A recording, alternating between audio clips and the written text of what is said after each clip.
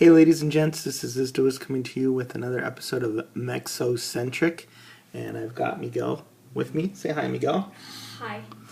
Miguel just got a haircut today, so he looks fantastic, as you can tell. Oh, yeah. As you can tell, because, no, we're not showing his face, but just take my word for it. So in this episode of Mexocentric, I want to talk about the movies of Robert Rodriguez and some of the actors and actresses who have been in there, and some of the figures that have immortalized those actors and actresses in plastic. So Robert Rodriguez is a very talented Mexican director. I believe he's from Texas. He started with the movie El Mariachi, which he shot on a shoestring budget, and that really captured the attention of Hollywood. And it was a fantastic movie. Everything about it was top notch, even though he made it on very, very little money. And he subsequently remade that movie as a big, Hollywood blockbuster, and I think it starred Antonio Banderas, and catapulted him into a major player in Hollywood, and one of the top Mexican-American directors out there, Mexican-American. We've had a couple of others. Of course, you're probably familiar with Guillermo del Toro and Cuarón, and some of the folks who have been winning Best Picture. Robert Rodriguez hasn't won Best Picture, but he's provided a lot of delightful family entertainment, as well as some not so family-friendly entertainment. So I think probably right now he's probably best known for the Spy Kids franchise. I don't know how many movies there have been, Spy Kids movies. I think I've lost count. What, 3, 4, Miguel? Do you know? I think there's more than 3. There may be 4 Spy Kid movies. But those are a lot of fun for kids. And here are some of the figures that we got out of that. This is Carmen Vega, who plays, I think this is Daryl Sabata. He plays Junie Cortez.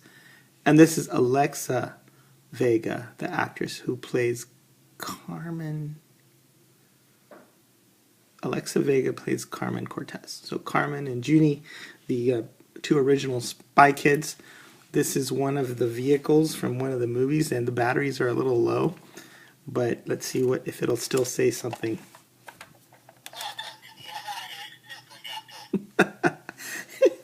It says "Welcome to the Super Guppy" or something like that. It's very hard to hear because the batteries are gone bad. Let's see. It also says "Now flushing your poop."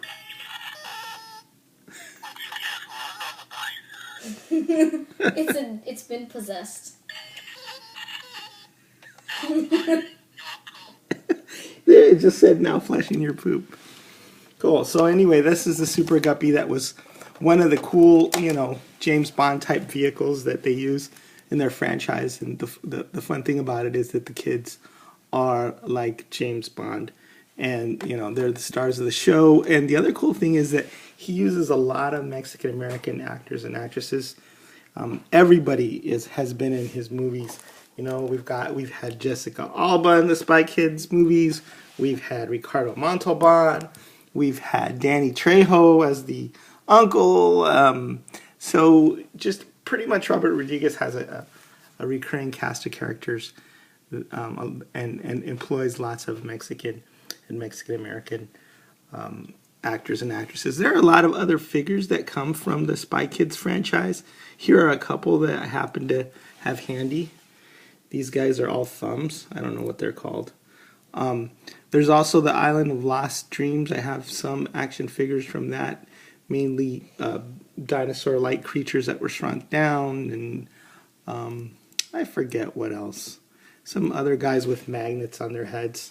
But I like these thumb guys the best. Does it seem kind of inconvenient to make a lot of thumbs instead of just like normal people? I'm sure it's convenient to make them with CGI, because then you don't have to pay an actor. Oh, yeah.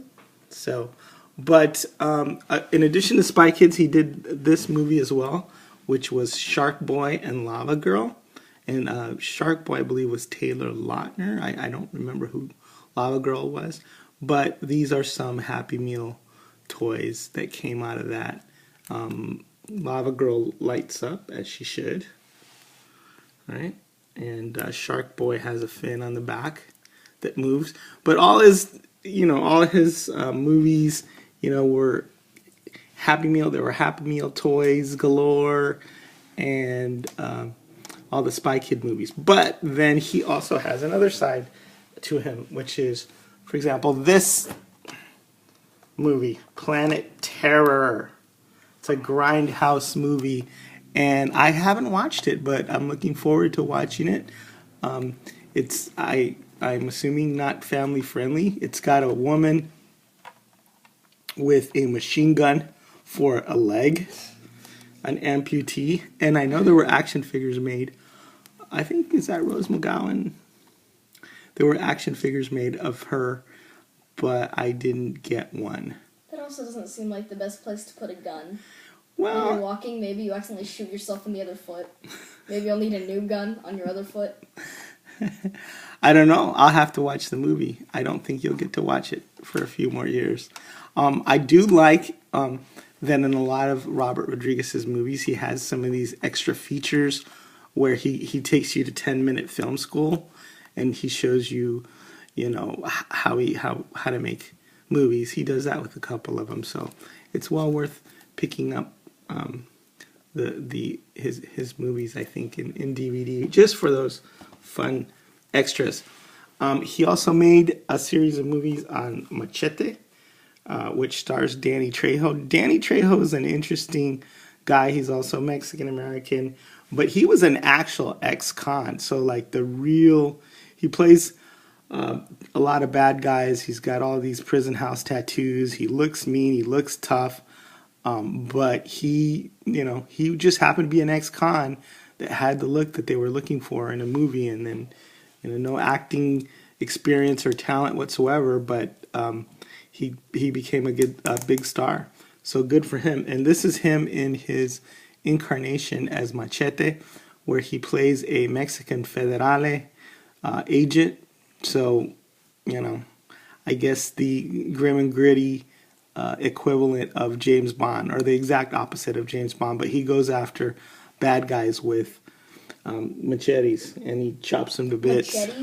Machete. That's why his name is Machete, because he tears into people with machetes. Now, the most memorable scene from a Machete movie that I remember was he was, I think, in the second floor of a hospital or something, and there was a bad guy, and he was trying to run away as people were shooting at him. So what he did was he disemboweled the bad guy, okay? He grabs onto the bad guy's intestine. He pulls the intestine out, and then he holds it as he jumps out the window. He uses the intestine as a rope to swing through another window on another floor, and that's how he gets away. Seems realistic. Well, intestines are pretty long, so I guess if you... I don't think they're that strong, though. I would think they'd be too slimy, but this is Machete. He's got skills. So when he grabs your intestine and pulls it out and jumps out a window, that's what happens. He gets away from the bad guy. So Machete's kind of an anti-hero. He's a good guy, but he's on the bad side of the law. And if you haven't watched the Machete movies, I highly recommend them. They're a lot of fun, and they speak to a lot of the stuff that's going on right now in politics with the racist demagogue who's running right now, that's trying to scapegoat Mexicans and blame them for all societal ills. So Robert Rodriguez kind of slapped back at that kind of stuff using Machete. I'm pretty sure intestines are like 40 feet long. Intestines are like 40 feet long, right? Yeah. Okay, so if you grab an intestine and jump out the window, it should get you from one story to the other, right? I think it would break. You think the intestine would break? Yeah. I don't know. I have had occasion to actually dissect cadavers, and I've seen real life intestines. They're a lovely shade of mauve and puce. But as I was dissecting the cadaver in college, I never actually pulled one out and tested it for tensile strength or to see if it could serve as a rope. I think somebody else who has on YouTube should do that experiment. Mythbusters. Yeah, Mythbusters. Can you use intestines as rope? They could use pig intestines. Fresh intestines from a human being. Pigs are anatomically similar to human beings, so if you can use a pig intestine to make your getaway, then we'll see if that myth is busted. Okay, this episode of Mexocentric has gone downhill fast, but thank you, Robert Rodriguez, for all those wonderful movies. Thank you for promoting diversity in Hollywood. Thank you for everything you've done in your wonderful casting choices, and we hope to see more movies from you soon.